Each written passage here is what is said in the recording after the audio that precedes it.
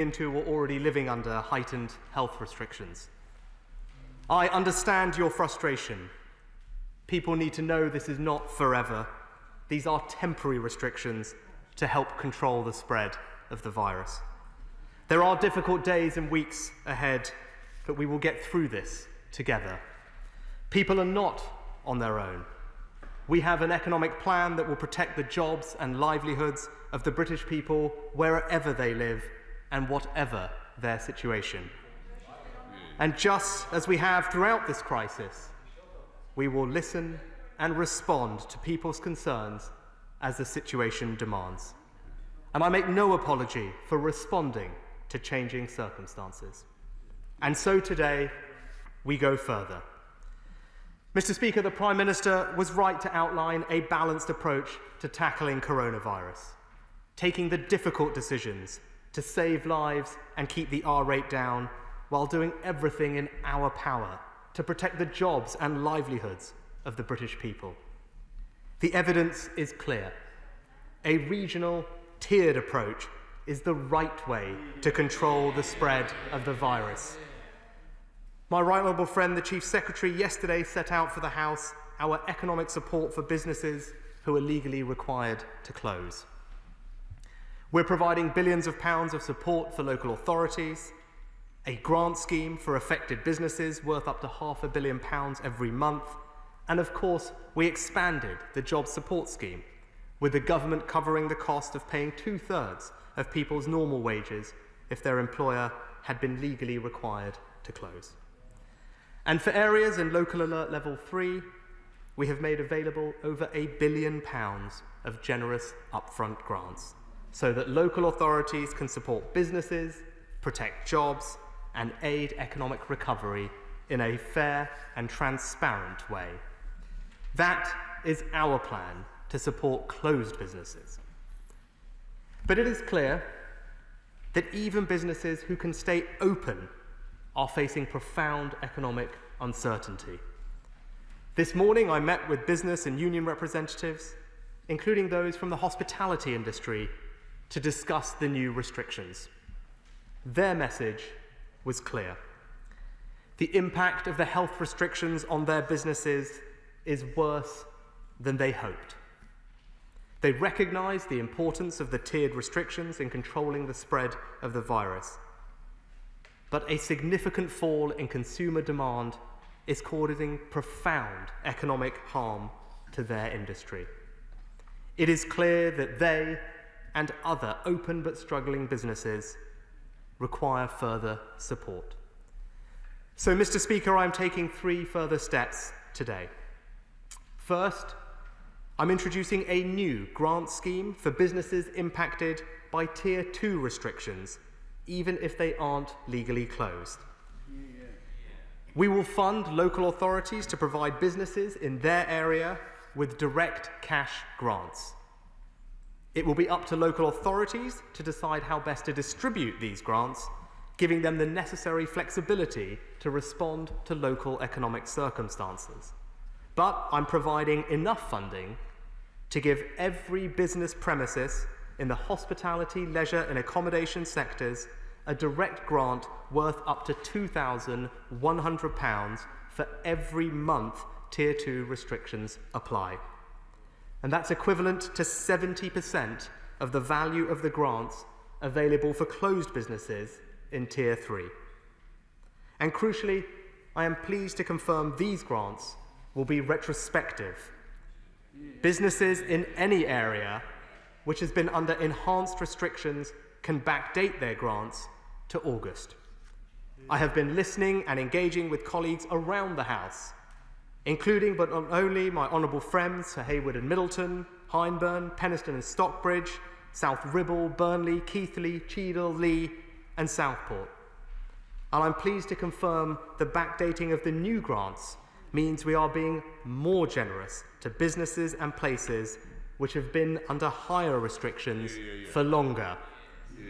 Let no one say, Mr. Speaker, this government is not committed to supporting the people and businesses in every region and nation of the United Kingdom.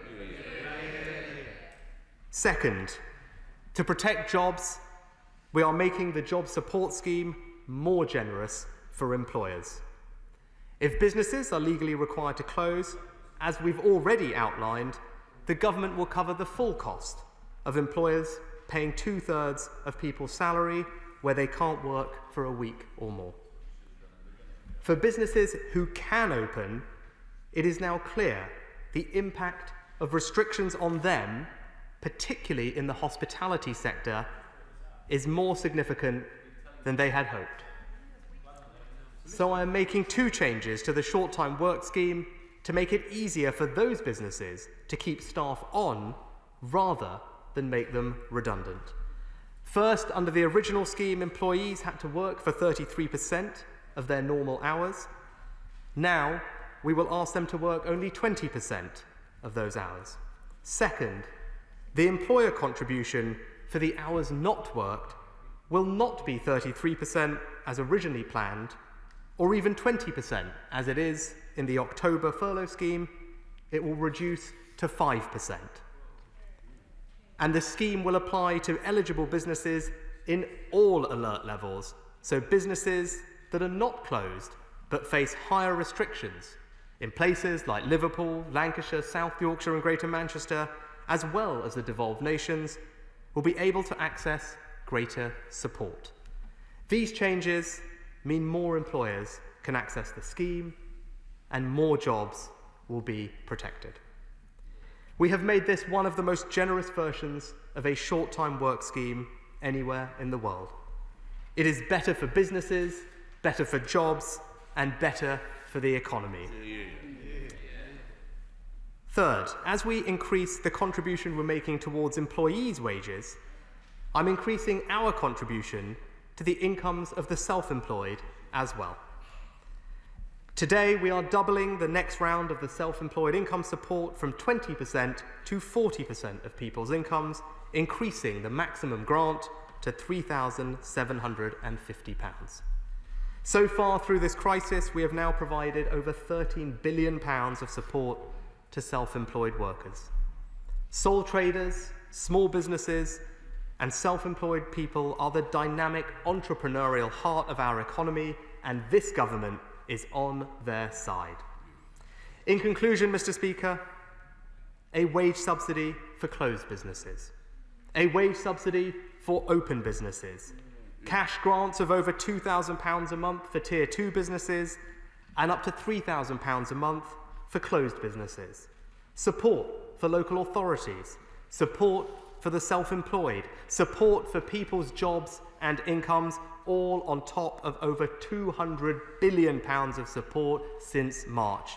This is our plan, a plan for jobs, for businesses, for the regions, for the economy, for the country, a plan to support the British people, and I commend this statement to the House.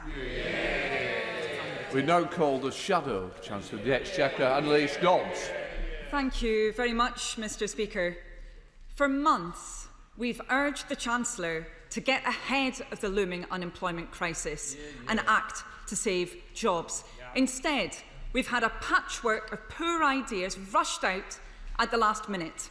A bonus scheme that will pay £2.6 billion to businesses that don't need it. A job support scheme that simply wasn't going to work for the majority of businesses under pressure, and which we said at the beginning didn't do enough to incentivise employers to keep staff on. And an approach to support for areas entering Tier 3, which has been nothing short of shambolic. This has had real consequences. The deadline for large-scale redundancies came and went before the Chancellor announced the job support scheme. The deadline for small business redundancies passed before he realised he needed to amend it further. And many parts of our country have spent months under Tier 2 restrictions without adequate support. How many jobs have been lost, Mr. Speaker, because of that inaction? Over 1 million have already gone. Last quarter, we saw a record rise in redundancies. The Chancellor could have done much more if he had acted sooner. And now we see yet another last-minute move. Let me ask the Chancellor, what's changed? What's changed that means this is the right thing to do now, but it wasn't when parts of the North and Midlands entered Tier 2 many weeks ago? Does he agree with his own mayor for the West Midlands, who said this particular point was just one that was completely missed? Completely missed the need for support for Tier 2 areas. The Chancellor has only caught up and listened to the anxiety of workers and businesses when it looks like these restrictions will be affecting London and the West Midlands. Will he apologise to those who have already lost their jobs, seen their businesses slip through their fingers in those areas that have not had that support until now? Now, the Chancellor referred to £1 billion of generous upfront grants for businesses and jobs provided in, and I quote, a fair and transparent way. There hasn't been a system of upfront grants for those in the North and Midlands, and the process hasn't been fair and transparent for businesses and workers. To be honest, it's nothing short of insulting to see described what we've seen over the last few weeks as fair and transparent. His government still haven't published the formula that's been used for business support in Tier 3 areas. His government still seems addicted to this approach where they say there are negotiations with different areas, but the reality is something completely different. When will he come clean around that support and the formula that's being used? And will he make good on his government's claim that the JSS extension will be topped up to at least 80% for workers facing hardship? I know this is difficult for the government. I see the Prime Minister sitting next to him. He thought it would be topped up for everyone to, I think, was it 93%, the Prime Minister says? I mean, clearly his government isn't very sure on this, so maybe I can spell it out for them. For huge numbers of workers facing hardship, that support doesn't amount to 80% at all. If they've got modest savings, or if they're excluded for other reasons, as so many are, they've got to wait anyway for 5 weeks before they get that help, and that could be fixed. That could be fixed speedily by this government, but they're refusing to do so. Does he recognise those fixes for social security also must apply for the self-employed, for whom an increase to just 40% of their previous income won't stave off hardship, and that's not to mention those who've been excluded throughout. Mr. Speaker, this is becoming like a long-running television show. The Winter Economy Plan, Series 3. But you know, the twist is, it didn't last the winter, it didn't do enough to help the economy, and it wasn't a plan. We've got to get ahead of this crisis, instead of always running to keep up. That's why Labour's called for a national circuit breaker to give the chance to reset, to fix the broken test, trace and isolate system. Time is running out to call for that circuit breaker, so it includes half-term and we maximise the opportunity it brings. Will he change course? Yeah. Chancellor of the Exchequer. Mr. Speaker, this is the third time I've come to this House in several weeks to outline additional support for the economy, jobs and livelihoods. It is a sign of the seriousness of the economic situation we face, and I will never make any apology for acting fast as the moment demands and as the health situation evolves. But, Mr. Speaker, at the heart of this debate is a more fundamental difference on the right approach for protecting livelihoods and lives. That's right. We, on this side of the House, believe it is right to be honest about the hard choices we confront, that there is no easy, cost-free answer. With every restriction comes difficulty, and that is why we are doing everything we can to strike that balance between saving lives and protecting livelihoods. But we have made progress, and that is why we are now able to operate a localised, tiered approach. That is why even now in the most affected areas, we are striving to keep businesses open. And that is why today the support I've announced is as generous as it is to give as many businesses and employers as possible the opportunity to keep working and keep trading. All of this progress, all of this hope is being put at risk by the party opposite's repeated calls for a damaging, blunt national lockdown. Mr. Speaker, they won't say for how long, but they have already admitted it would roll on with no clear end in sight. They won't say how many jobs would be lost through such a national lockdown. And they claim their approach, an indefinite series of national on-off lockdowns, would be better for the economy. I'm afraid the facts simply don't support that conclusion. Mr. Speaker, the policies we have outlined today do strike that balance. They support our approach, a localised approach, a regional approach, striving to get that balance between protecting jobs and protecting livelihoods. They will support people in every region and nation of this United Kingdom. They will protect people's jobs, they will support their incomes and provide their families with both security and hope for the future. And Mr. Speaker, throughout this crisis, I have always stood ready to work with all honourable members in every business group, industry group and trade union to work through solutions and deal with this crisis. So whilst the situation evolves and the challenges change, my approach will not. To build consensus, to reach out to those with different views, to work past tribal political point scoring and support our country through this moment of immense challenge so that we come out on the other side a stronger, more united kingdom. We're now going to the chair of the Select Committee, Mel Stride. Mel Stride.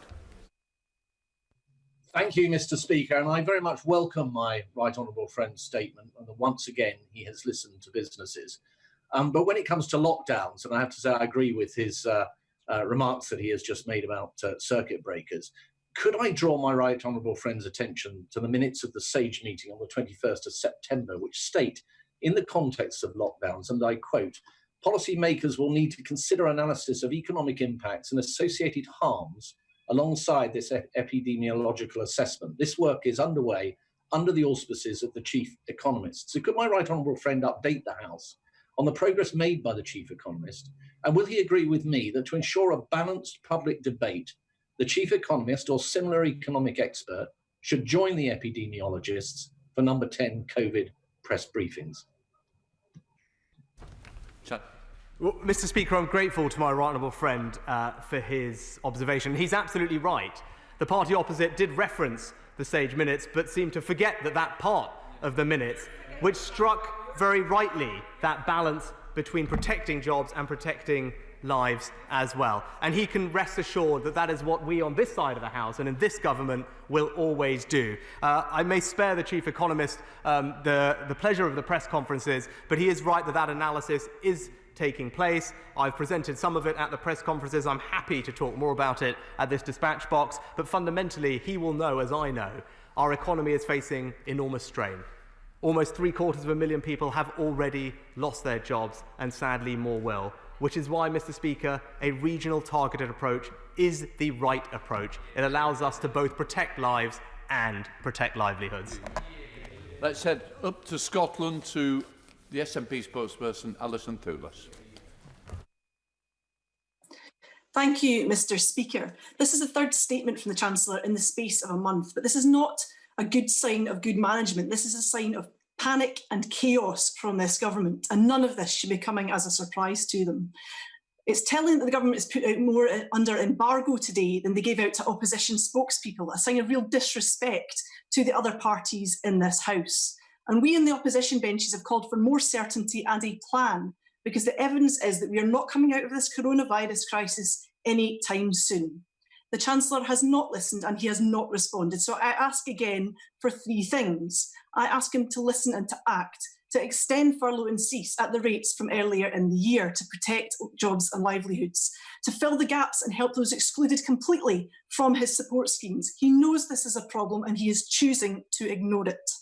To keep the £20 uplift to universal credit and extend this to legacy benefits, including to those who have disabilities. 2/3 of the minimum wage is not enough for people to live on, and not everybody is entitled to universal credit. Huge gaps remain. Carers, asylum seekers, those with disabilities, those with no recourse to public funds have all been left behind by this government, with a cold, long winter ahead.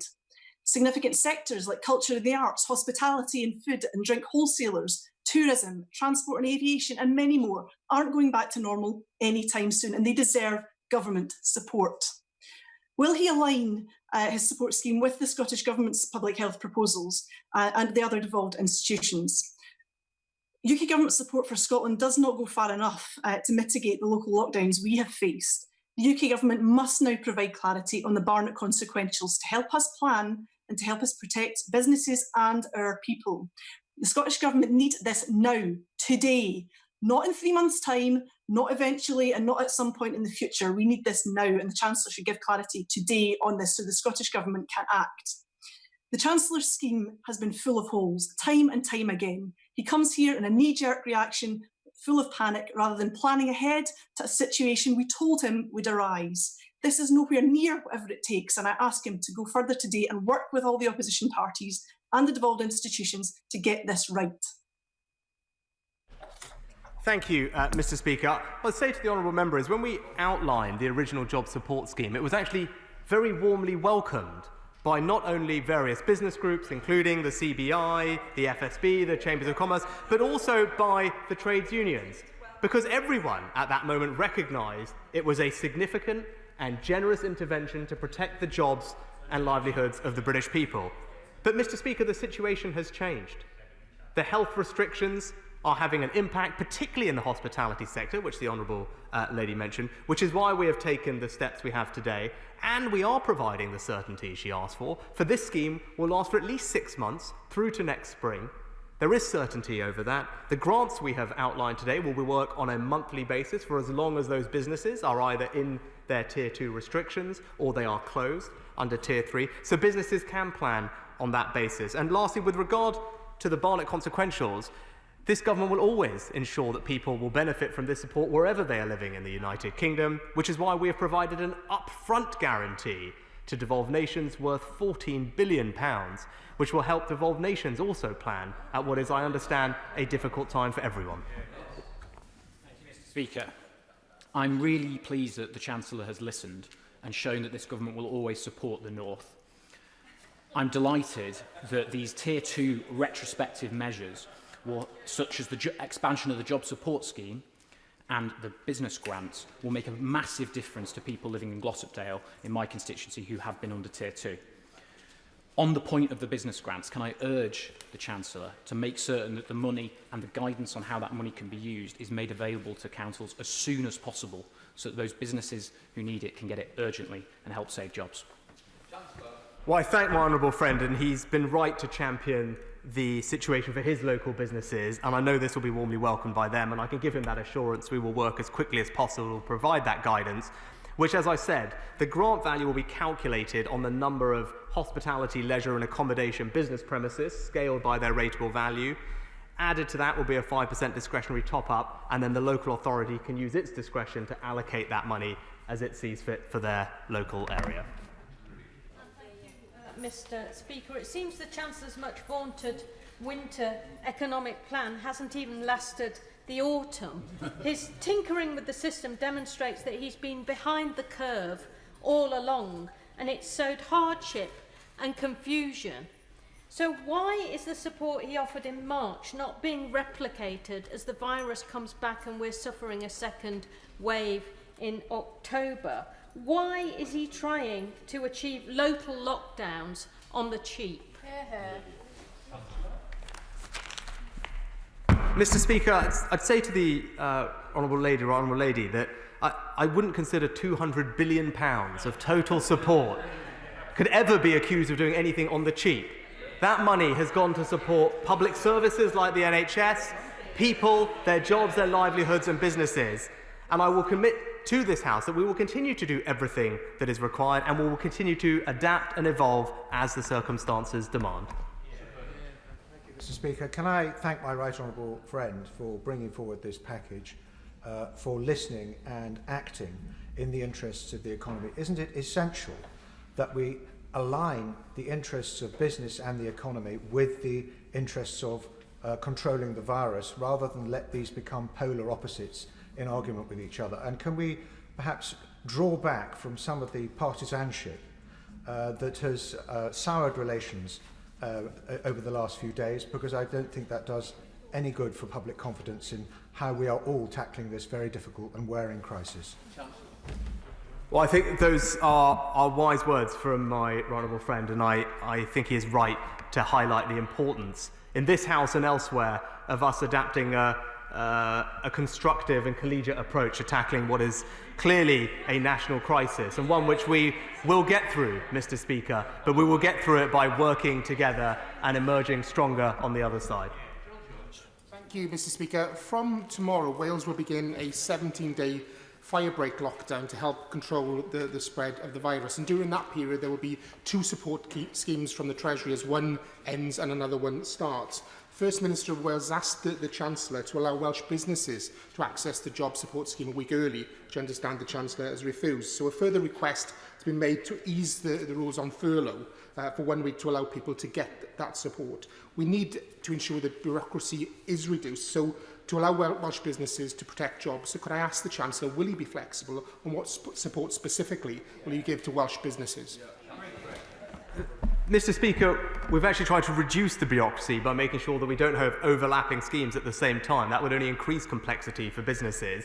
And we have endeavoured always to provide support on a UK-wide basis. As I've had conversations with the First Minister and others, we are doing this on a UK-wide basis in the knowledge that devolved nations are making individual decisions that ultimately the UK government and UK taxpayer will be funding, and that situation will only work if people can work in a constructive and aligned spirit, which is what I've said to all, and I very much hope that that can be continued over the coming months. Drew Mitchell. Thank you, Mr. Speaker. I greatly welcome my right honourable friend's statement today. The measures which he has announced are significant and generous, and delivered in a manner which is fast becoming this Chancellor's hallmark. May I thank him for hearing the powerful arguments advanced by the West Midlands Mayor, Andy Street, especially in respect of the hospitality industry, and for addressing the serious business jeopardy that did lie between tiers 2 and 3. Chancellor. I thank my honourable friend. He's right. The Mayor, Andy Street, has been vocal, and rightly vocal, in highlighting the particular impact on the hospitality industry due to the impact of the Tier 2 restrictions, and that has helped inform our decision to act today with speed and scale to provide support to those businesses, which I know in his area will be warmly welcomed. Patrick Brady. Thank you, Mr. Speaker. I wonder if he regrets ruling out back in the spring, out of hand, our calls for a universal basic income. I wonder if he'll calculate what impact a minimum income guarantee like that would have had for employers, employees and the self-employed alike, and whether or not, what the overall cost would be compared with the billions he's finding for all these myriad schemes. And will he calculate the long-term costs of millions more on universal credit and other social security benefits, and the consequences that will have for the economy and society? Well, Mr. Speaker, we on this side of the House don't agree with the universal basic income. It wouldn't be right to provide money to millions of people who have absolutely no need of it. That would just detract our resources from being targeted on those who are in most need. And that is what our approach has done throughout this crisis, Mr. Speaker. But with regard to universal credit and welfare, we on this side of the House believe the best way to help people is to provide them with work and opportunity, which is why all our efforts are targeted on providing that support to protect as many jobs as possible, whilst recognising we will not be able to protect every single job. So we have also strengthened our safety net with billions invested in universal credit and local housing allowance, but also crucially provide funding for new opportunities through training, through apprenticeships, to help people find fresh opportunity and a brighter future. Scott Benton. Thank you, Mr. Speaker. Although I welcome the Chancellor's statement, the imposition of Tier 3 restrictions in Lancashire will inevitably mean that many of my constituents will be significantly worse off.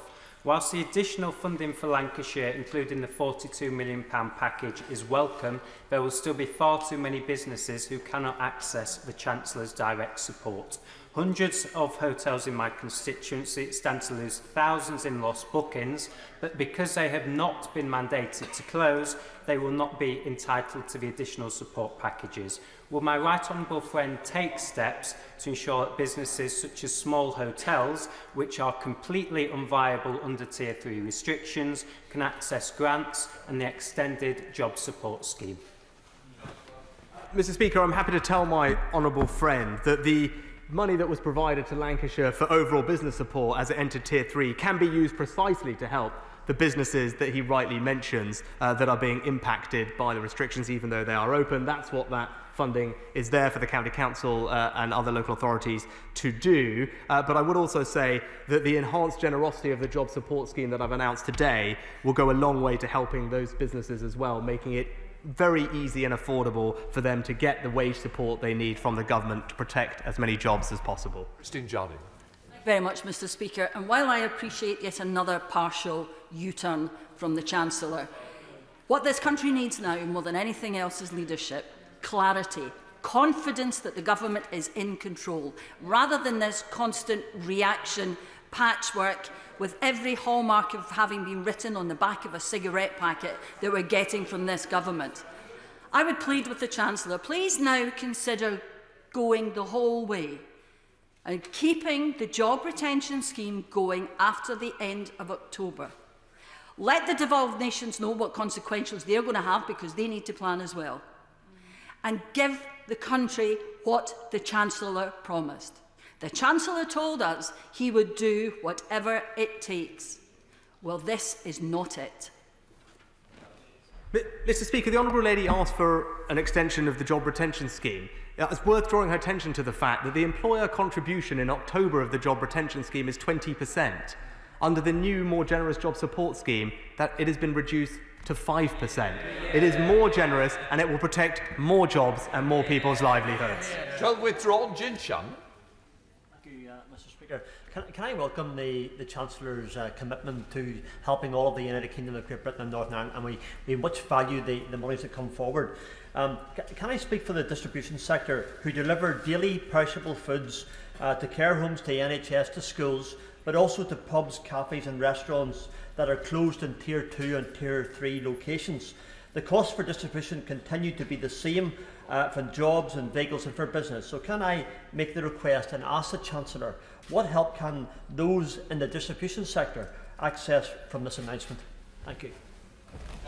Mr. Speaker, my honourable friend makes an important point about the supply chains of those serving the hospitality industry. There are two things I'll draw him to. The Tier 2 grant programme I've announced today will contain a 5% discretionary top-up for local authorities that they can use at their own discretion to support local businesses. They may choose to use some of it for the reasons or the means he outlined. But also, what we have done with the enhanced generosity of the job support scheme is not targeted purely at the hospitality industry, or indeed purely at businesses operating in Tier 2 areas, because we recognise the complexity of the supply chains that he mentioned, which is why that very generous job support scheme will be available for all businesses in all parts of the country, regardless of the sector they're in. And I think that will make an enormous difference to the businesses he mentions.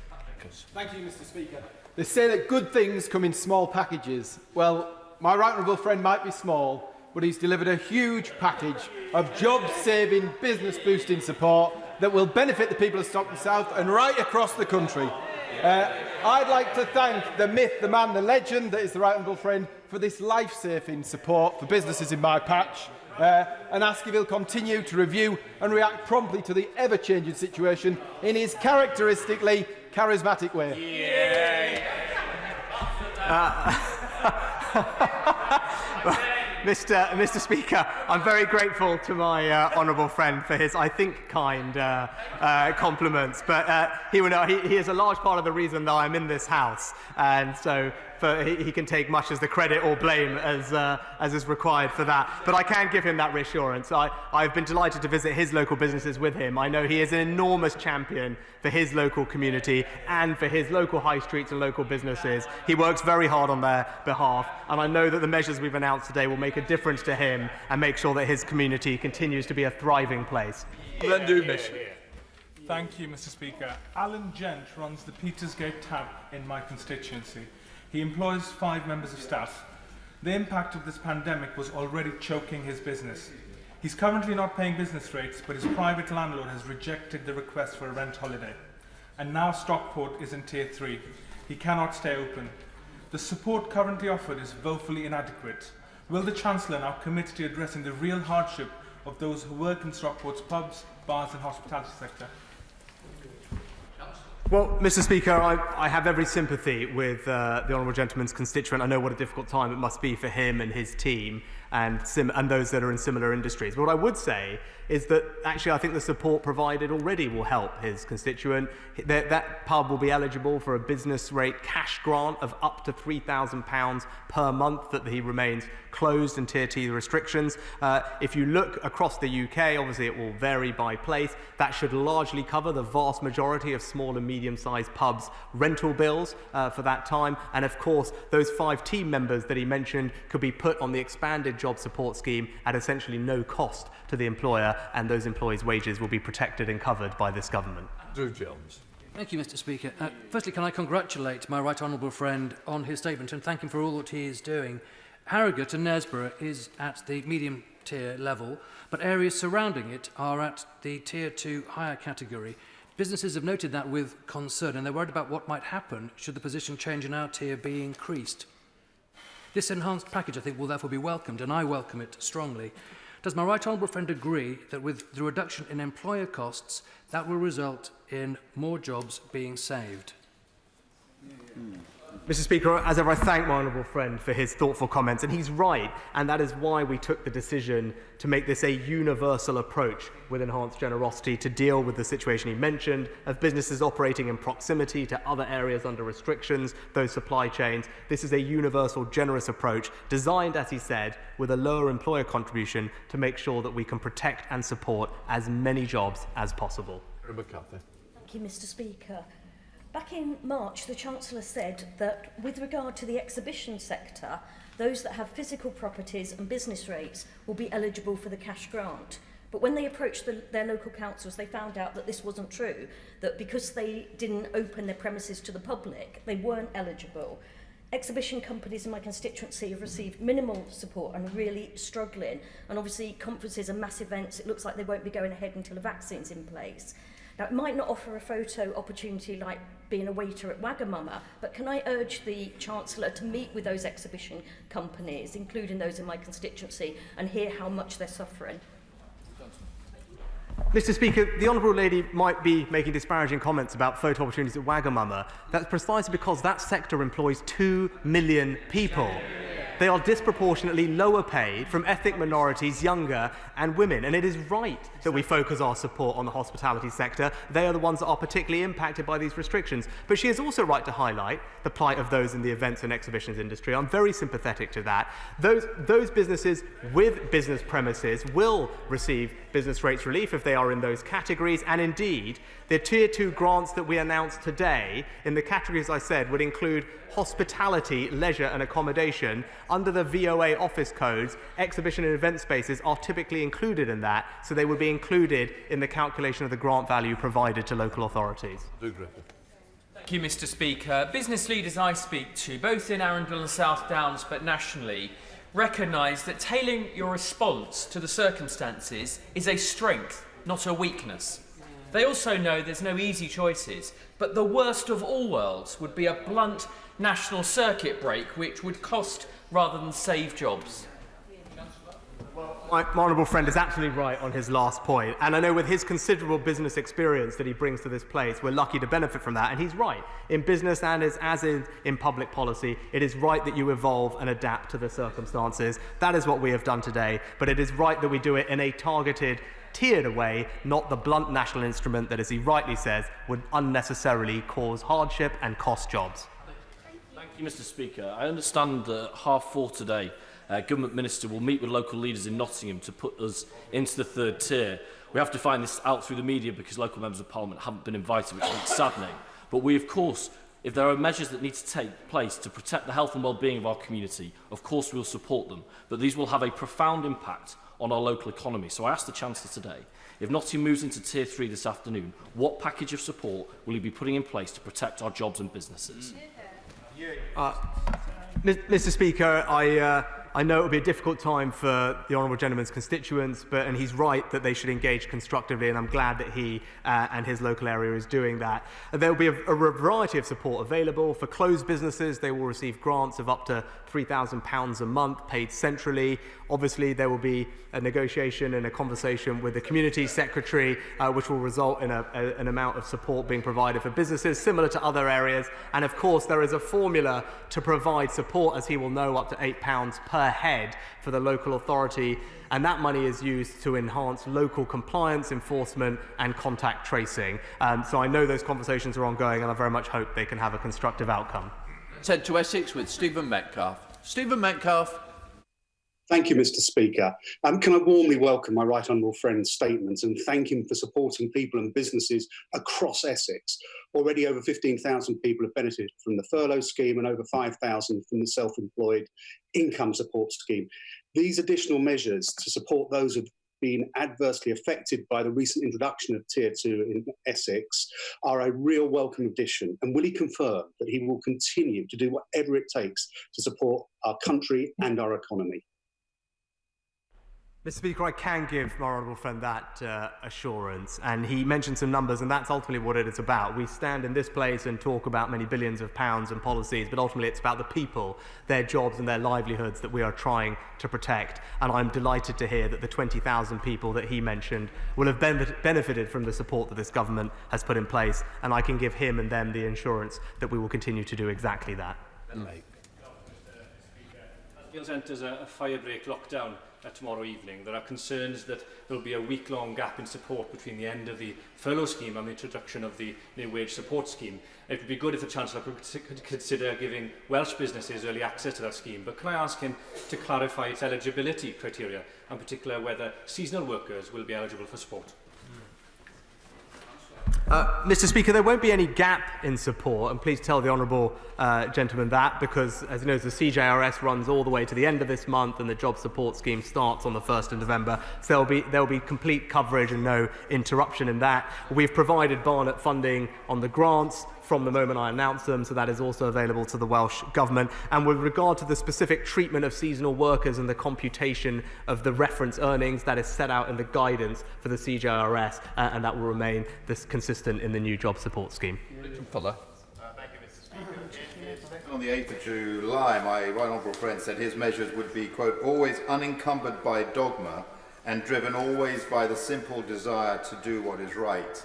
He was right then and he is right today in announcing these measures. And I noted the extension in support for the self-employed, which will now extend all the way through to April. Can my right honourable friend assure me that he is also working with the Secretary of State for Health to ensure that we're doing whatever we can to get self-employed people and everyone else into work and back to work without restrictions as quick as possible? Well, my honourable friend is absolutely right. Those who are self-employed are part of the entrepreneurial side of our economy. They will help drive our recovery. It's right that they receive support, and I'm proud that the support we've put in place, over £13 billion, benefiting almost 3 million people, is one of the most comprehensive and generous packages of support for the self-employed. But ultimately, his last point is the one we should focus on. The best way to help people is allow them to get on, do the job that they love doing, and allow them to trade. Chris Brown. I'm not going to quibble. I think all of this is good, and I'm delighted that it's being announced today. I do, however, just want to say to the Chancellor that some of the things that he's announced apply across the whole of the UK. Some of them apply only in England.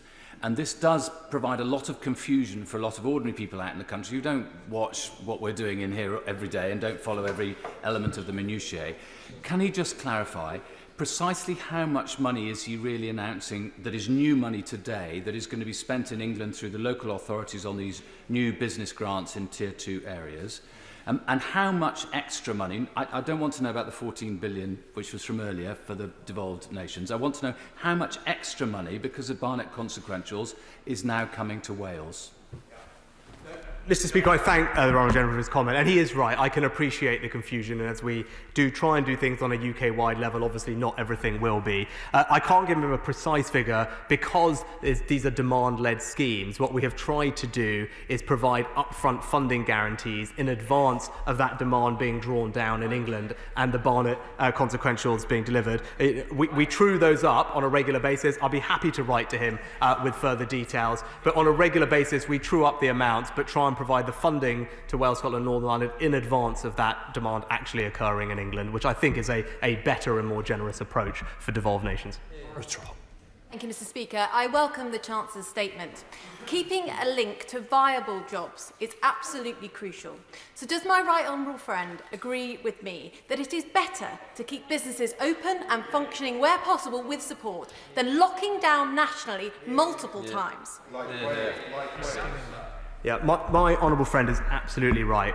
When I talk to both businesses and employees, what they want is to be able to go to the jobs they love. They want to be able to do that. They want to be able to serve customers and they want to be able to welcome us all back to their restaurants, pubs and cafes and likewise. So she's right, we've got to strike that balance. I think the approach this side of the House has taken is the one that does that. It strikes that balance, and the support we've put in place today will enable as many of those people to remain in their job, working hard and hopefully have a fulfilling future to come. We're going up to Scotland with Deirdre Brock. Deirdre Brock. Thank you, Mr. Speaker. It's good to see that the Chancellor has found the magic money tree of Tory myth and has given it another shake. But the money needs to go to the self-employed, the smallest businesses, the poorest households. He'll have total control of VAT soon. Will he look at cutting the tax on household essentials? And will he target the support for job retention schemes at the smallest businesses so that they can continue to employ people rather than offsetting the wage bill of some supermarkets? Tesco, Sainsbury's and Waitrose aren't feeling the pinch from this the way that small enterprises are. Will he send the cash where it will do the most good? Mr. Speaker, the Honourable Lady is right in saying that support should now be targeted on where it can make the most difference. And that's why our approach has evolved through this crisis. What was universal in the beginning, at the peak of the crisis, has now evolved into a more targeted approach. To give her one example, a difference between the job support scheme and the old furlough scheme is that now for large businesses, precisely the kinds of businesses she mentioned, they will not be able to access the job support scheme, especially with its new more generous terms, unless their business is seeing revenue declines. That is a sensible change, which means that support is rightly targeted on those smaller and medium-sized businesses who need our help at this difficult time, and not the large businesses who are not seeing any change to their business model. Let's head to Ludlow with Philip Dunn. Philip Dunn.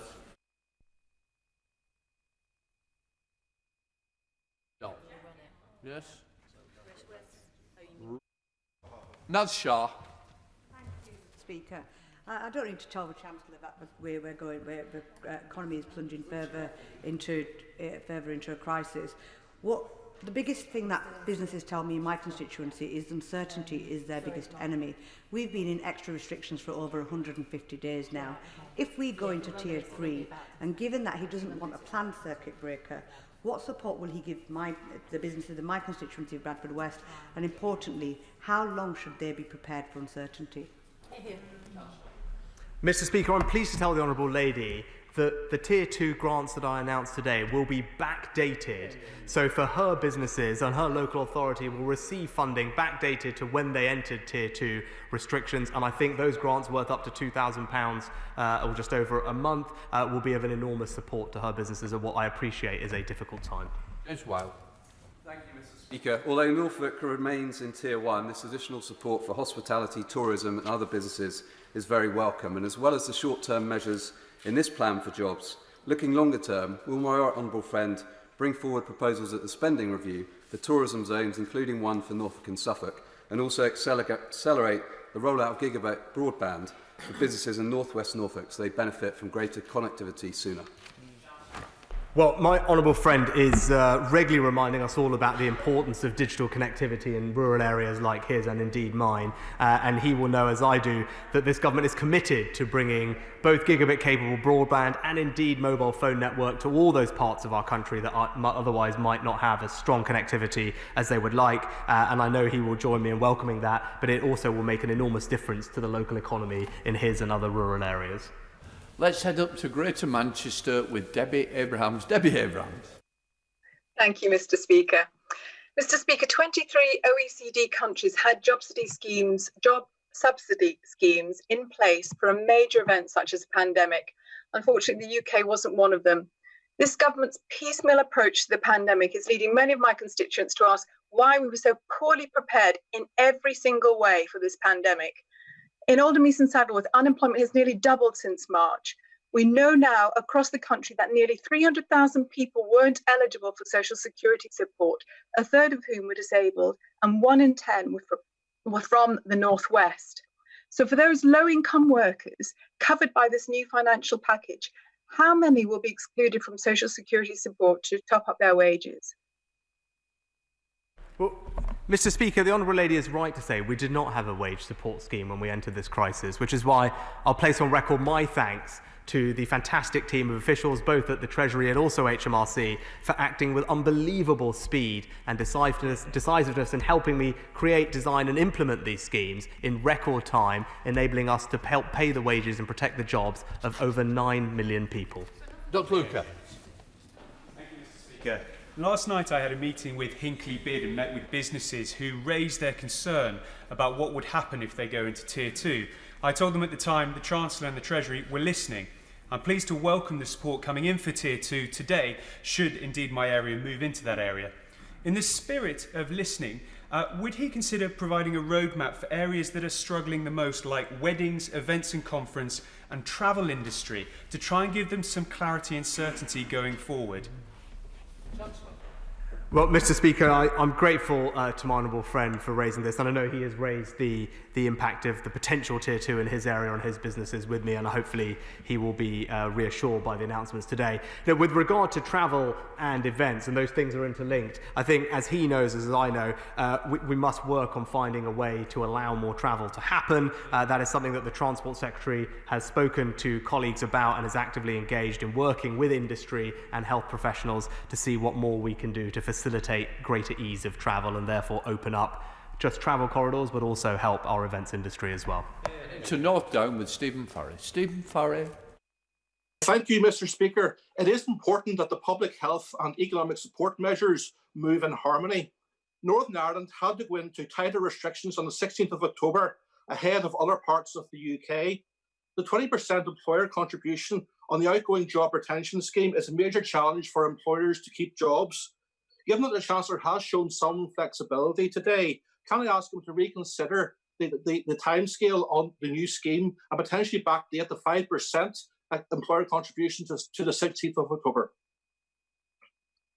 Well, Mr. Speaker, given that the grants are backdated, if that results in extra Barnett consequentials, of course that extra funding will flow to Northern Ireland as it will to other devolved nations. With regard to the job support schemes, as I said before, there will be no interruption of coverage between one scheme to the other. And as he points out, starting on November the 1st, the employer contribution will be significantly reduced. Jenny Davis. Speaker, I am incredibly grateful to my right honourable friend and indeed the whole Treasury team for the work they've put in, and special thanks to my honourable friend, the member for East Surrey, for her engagement on this matter as well. I'm already receiving messages from my constituents absolutely delighted with these schemes. That's Bishop Auckland and landlords who are going to be helped out by this.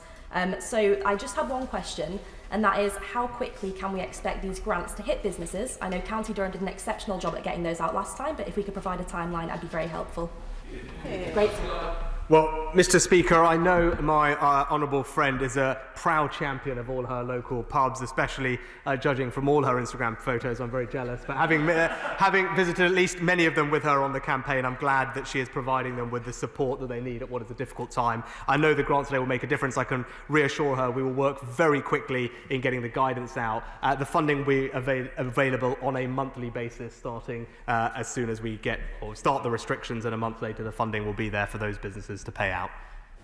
Heading up to Scotland with Martin Day. Martin Day. Thank you, Mr. Speaker. We've heard the latest package of COVID measures to be announced, and we clearly face a further protracted period of the crisis ahead, with more and more areas going into local restrictions. And given the regional packages announced for England regarding the Barnettisation, will the Chancellor tell us exactly what these consequentials will be, as devolved nations need to plan properly for their own mitigation measures?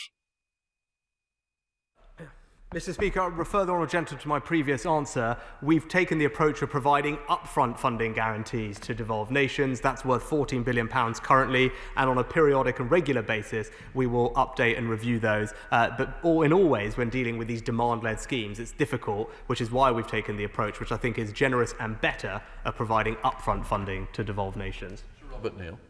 Thank you, Mr. Speaker. The Chancellor's measures will be very welcomed by the hospitality sector in London. So I hope he might have a word with the Health Secretary about the point of a 10 p.m. curfew if it's members of a family dining together. But beyond that, will he also look carefully again at support for the events sector? That's the sector, as he knows, which supports not just private events but many large corporate events too. We have a great number of those of the highest quality in London. There are thousands of jobs involved here, millions of pounds of turnover. But for example, because they do not serve food direct to the public, they've not so far been able to benefit from the business relief scheme because they're not open to the public for their production kitchens. Can we look at those loopholes that they've been falling through? I thank my honourable friend for his comments. I think he raises a couple of points. I think one, where the guidance is not clear, where businesses are legally required not to open but not legally close and therefore don't benefit some particular support, that's something that we are actively looking at and making sure we can fix. I think more broadly, the Tier 2 grants I've announced today, events and exhibitions are one of the VOA categories that will be included in the hospitality leisure calculation that we use. But more generally, I think the best thing we can do is try and open up more travel, and indeed, as over time progresses and we can use more testing, is try and get life back into that sector by allowing them to get on with what they want to do, which is just put on fantastic events. Nick Smith. Thank you, Mr. Speaker. So in March, the government did increase the basic allowances for both universal and working tax credit by £20 a week. But this uplift is only temporary and will expire next April. So does the Chancellor accept that after what we all expect to be a tough winter ahead, this will mean taking nearly £1,000 a year away from those families who really need it? Mr. Speaker, we did put in place the temporary uplift into universal credit, but as the Honourable Gentleman says, it still has 5 or 6 months to run and will be in place to support vulnerable families throughout the difficult winter period and is there all the way until next spring. Can I welcome these measures announced today? As the Chancellor will be aware, 15,400 people have benefited from the furlough scheme in South West Hertfordshire, and I applaud the sustainable and affordable approach he has adopted. Does he agree with me that the approach needs to remain pragmatic and an evolution of policy to give more certainty to our communities? Yeah, I think my honourable friend is absolutely right. And in the face of something that we've never seen before, that we're all grappling with how to deal with, it is right that we remain pragmatic and flexible. It is not right to be wedded to dogma and be unwilling to change when the facts change. That's what we will always do, both as we grapple with the health crisis and the economic crisis, remain flexible and nimble, but always with the same values and principles underlying what we do, which is try and protect as many people's jobs and livelihoods as we can. Heading up to Scotland with Kirstin Oswald. Kirstin Oswald. Thank you, Mr. Speaker. The UK government waxes lyrical about a flexible labour market as a strength of the UK economy, but the Chancellor's support packages have excluded millions and so many will continue to be excluded from support. So will the Chancellor please look again at provisions for the millions who still fall through the holes in his schemes?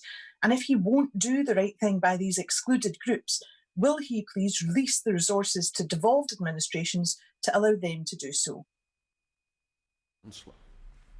Well, Mr. Speaker, our support for the self-employed remains one of the most comprehensive and generous anywhere in the world and is now approximating £13 billion for almost 3 million people. But Barnett consequentials of over 13 or 14 billion pounds have been provided to devolved nations, and if the Scottish Government chooses to do something different with that, that is of course up to them.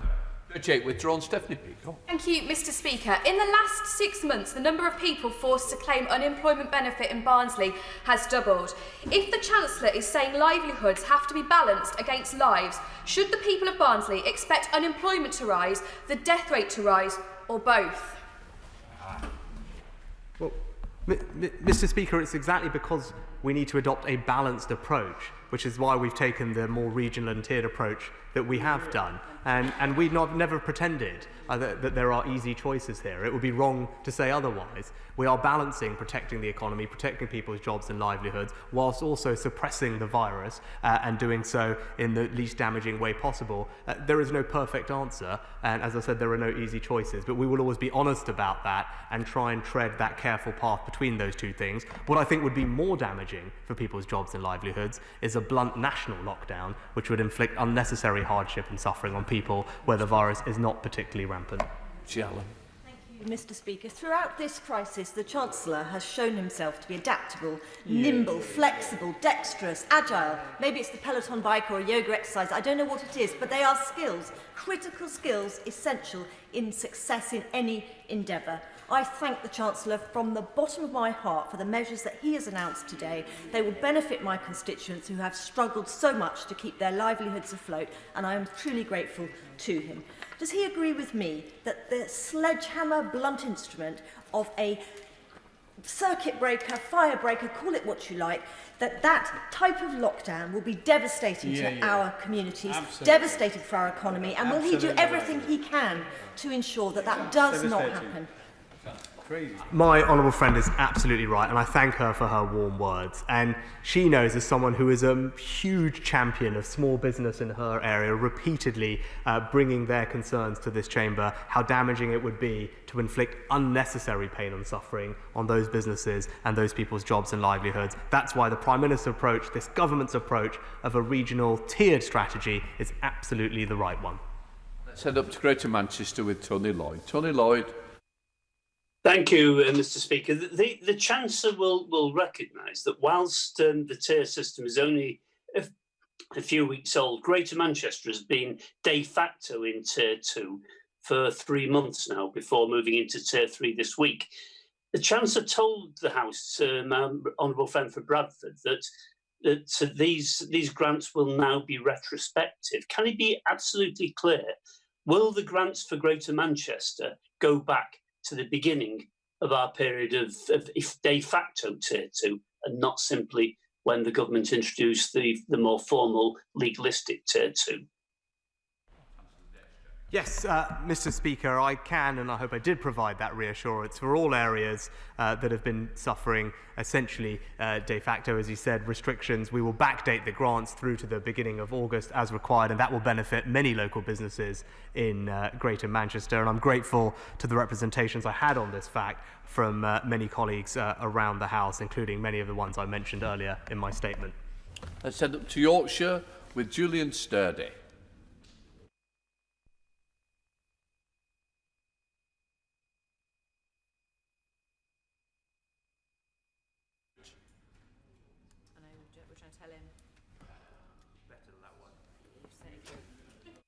Question of the day will now go up to Scotland with Neil Gray. Up to Scotland, Neil Gray. Thank you very much, Mr. Speaker. It's taken weeks for him to tinker with his job support scheme to get it to a better place, as if he was surprised about the impact of the necessary public health restrictions would have. But it really begs the question why he didn't just keep furlough. But the big question today is, why did he not do anything about making the universal credit £20 per week lifeline permanent and extending it to legacy benefits, which would have disproportionately benefited disabled people at this difficult time? Mr. Speaker, maybe the honourable gentleman knew something that the TUC and every other business group didn't know when they warmly welcomed the introduction of the job support scheme. But I'm grateful to have his thoughts. I mean, he might also want to have a word with his colleague who asked a question previously, saying it was wrong to give support to large businesses that were benefiting from this crisis. That's exactly why it would be wrong to extend the furlough scheme. The job support scheme is more targeted in its approach, make sure that those types of businesses are not able to access support. And indeed, as I've mentioned, is more generous to employers than the October furlough scheme. You, Merriman. Thank you, Mr. Speaker. Can I warmly welcome the Chancellor's statement and indeed thank him and his colleagues and indeed the Department for everything they are doing. It would take the most churlish of people to claim that this is anything but flexible, nimble and massive support for business. In making the job support scheme more generous, I recognise the Chancellor is now providing support for businesses that are open, and that's absolutely welcome. What steps are being taken to make sure that those businesses that are open and perhaps don't need as much support, or indeed there could be fraudulent claims, are in place to protect the taxpayer? My honourable friend is absolutely right, and that's why we've evolved our approach. Whereas earlier on in this crisis, when we were facing something that was happening at enormous speed and severity, we erred on the side of being more universal in our approach and acting quickly. Obviously, as time has progressed, we can be more targeted, more effective to root out misuse of these schemes and make sure support is targeted where it is most needed. As I said, one of the examples of that are all the various new eligibility criteria for the job support scheme, ensuring that large businesses that are suffering or not suffering a revenue decline will not be able to access the scheme. There's also conditions around the redundancy notices and also the ability of large companies to make capital distributions whilst using the scheme. All of these are sensible changes that go at the heart of what he said. We should target our support on those who really need it. Let's return to Yorkshire. I think he's got his voice back with Julian Sturdy. Julian Sturdy. Thank you, Mr. Speaker. Take two. Can I thank my right honourable friend for listening to the concerns that have been raised by York's tourism and hospitality sector and announcing an extensive package of support for areas like York that have been left in limbo under the Tier 2 restrictions. But does he agree that the best way to support York's wider economy is to get us back to Tier 1 as swiftly as possible? And can he assure me that the support announced today will not be used to justify prolonged additional restrictions for longer than is actually necessary? My honourable friend is absolutely right. The best way to help businesses and protect people's jobs is to allow businesses to trade and allow the economy to function as normally as possible. The support we've put in place today will not be used as an excuse not to do that. And as the Prime Minister said, we will be reviewing all of these restrictions on a 28-day basis. And of course, we all want to try and see our local areas get back to as much of normality as they can as quickly as possible. Thank you, Mr. Speaker. 109 coach companies have gone bust, with 7,100 people made redundant, which is 1/6 of the entire coach industry. And one reason they tell me is because they fall between gaps in support, being classified as neither tourism nor essential travel. Please will the Chancellor look urgently into what specific support can be given the coach industry, and if the relevant minister will meet with me and representatives of the sector to discuss their concerns.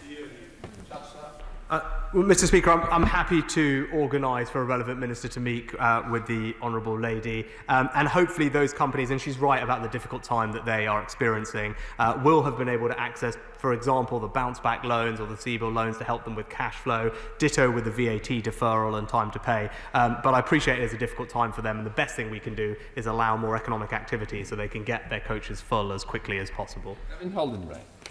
Can I warmly welcome this package of support? I think, nevertheless, as the Chancellor has acknowledged, this will be a difficult winter for some businesses.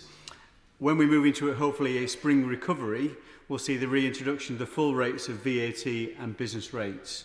Would my right honourable friend consider phasing in the reintroduction of those at slightly lower levels to allow businesses to get back on their feet in these very important sectors?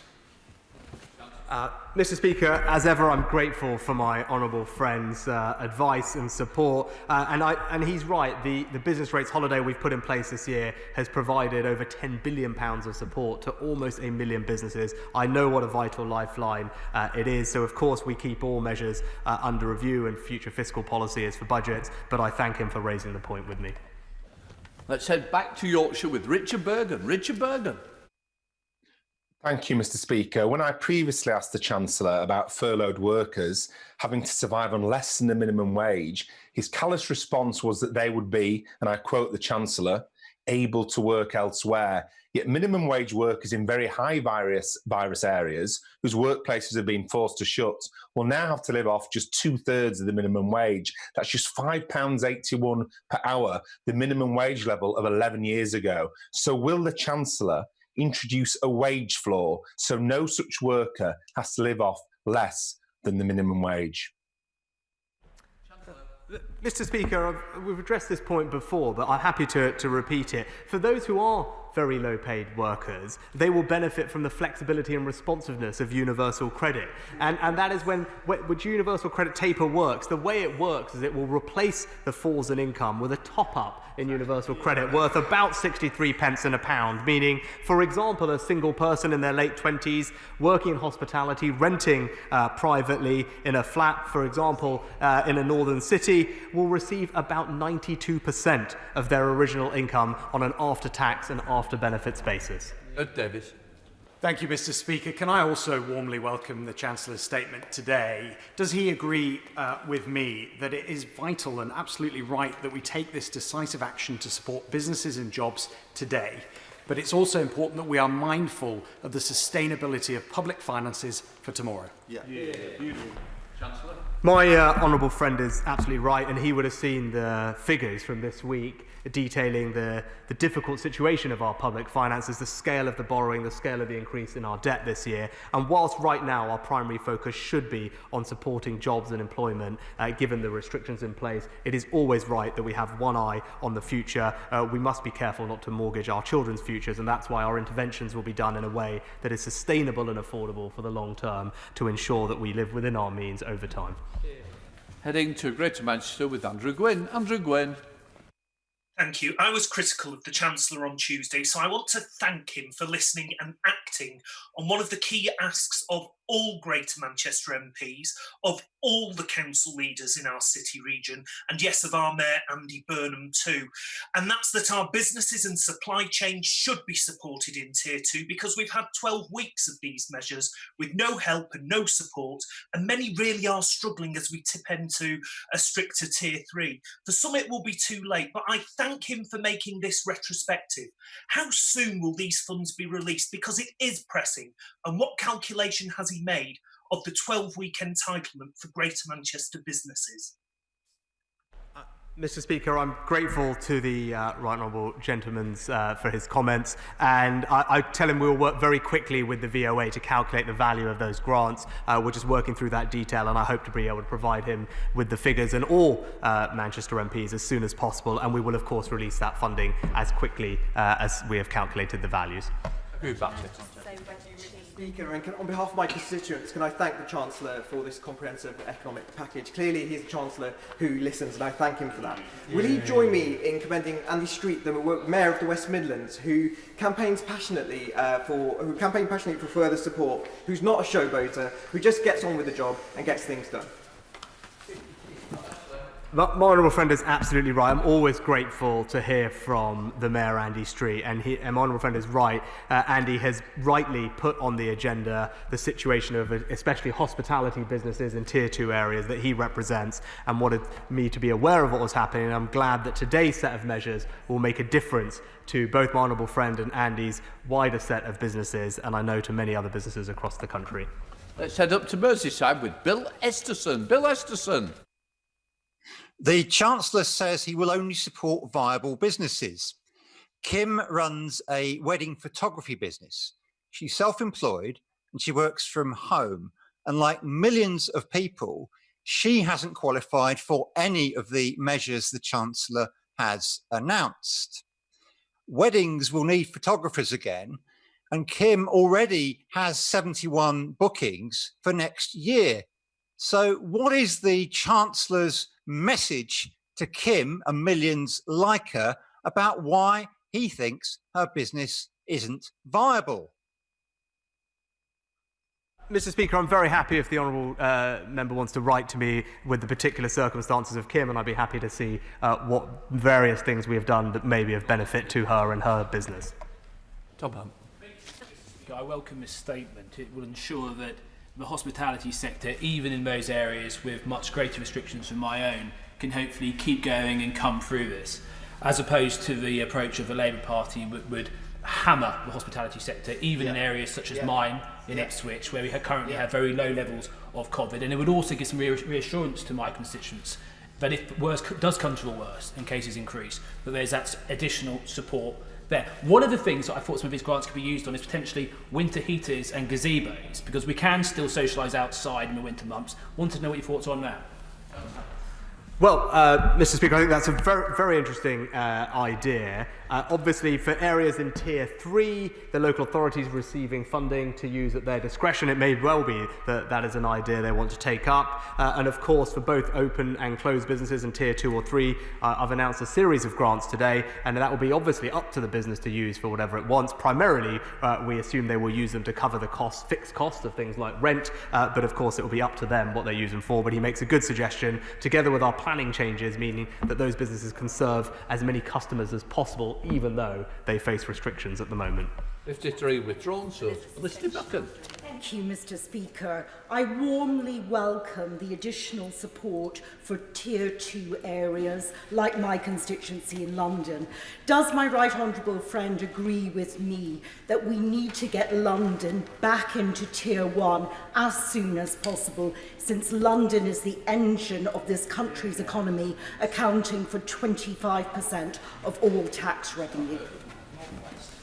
Well, Mr. Speaker, my honourable friend is a proud and rightly proud champion of her businesses in central London, and obviously what is happening not just to our capital city but to all our city centres is incredibly sad. I think we all want to see them springing back to life and vibrancy, but hopefully the measures we've announced today will provide some support and breathing space to help them get through a difficult period until they can get back on their feet and do exactly what we want them to do, which is return to where they were, bustling and welcoming us all back into their shops and restaurants. Well, let's head to Walthamstow with Stella Creasy. Stella Creasy. Thank you, Mr. Speaker. The Chancellor says that he's been talking to the people who are worried about their livelihoods and the businesses facing redundancy. So he will know that those redundancies are particularly heavily falling on mums. We know from the ONS data produced last month that 79% of the increase in redundancies has come from women, and we know it is mums who are losing their jobs. But his department is sitting on £1.7 billion worth of unspent child-free tax care funding. So will he use that money to make sure our childcare sector can support every parent who wants to get back to work and stop the tsunami of mum unemployment we're about to face?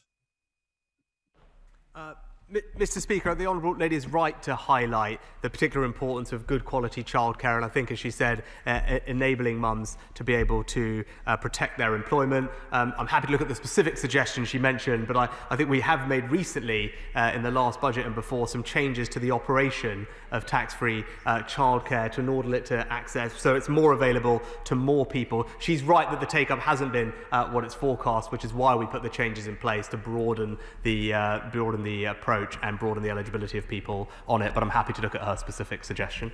To Ben Spencer. Thank you, Mr. Speaker, and I thank my right honourable friend for the provisions announced today, which I very much welcome. My constituency is partly in Tier 1 and partly in Tier 2, and I particularly welcome support, especially for Tier 2 areas, but also across the board in Tier 1. Many constituents have contacted me who work in the wedding and events sector or across its supply chains with difficulties due to restrictions, uncertainty and drop in trade. Can my right honourable friend confirm that today's announcement will also support the events sector and, crucially, those working across its supply chain? Well, Mr. Speaker, it's precisely because we took a generous and universal approach with eligibility for the job support scheme with its new generosity that supply chains of all affected industries will be able to benefit. And there was some calls that should only be targeted on those in Tier 2 areas, or, for example, those only in hospitality. We've taken the decision to make sure that the new job support scheme with its new generosity is available to all employers, all employees, wherever they are in the UK, and I think that will be of benefit to the industries and businesses that he mentioned. Thank you, Mr. Speaker. There's no change for people who are self-employed in this announcement.